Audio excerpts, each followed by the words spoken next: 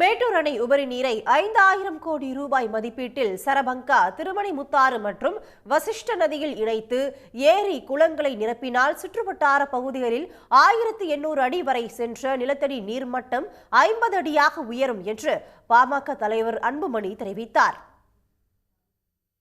மேட்டூர் உபரிநீர் திட்டம் என்றால் 5000 கோடி ரூபாய் நிதி ஒதுக்கீடு செய்து மேட்டூரில் இருக்கின்ற அந்த உபரி நீரை மிச்ச நீர், கடல்ல போற நீரை 5 TMC எடுத்துட்டு வந்து அங்கிருந்து முதல் பக்கம் சரபங்கா நதியில் இணைக்கிறது.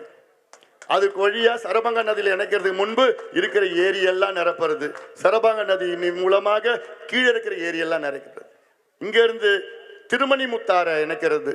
திருமணிமுத்தாறு அங்க இணைச்சு அதன் பிறகு அங்கிருந்து ஆத்தூர்ல வசிஷ்ட நதின்னு ஒண்ணு இருக்கு. எல்லாமே அங்கே சேர்வராயர் மலையிலிருந்து வர்றது தண்ணி தான். வசிஷ்ட நதியிலிருந்து இணைச்சா இது தலைவாசல் வரைக்கும் இந்த திட்டம் நிறைவேற்றலாம்.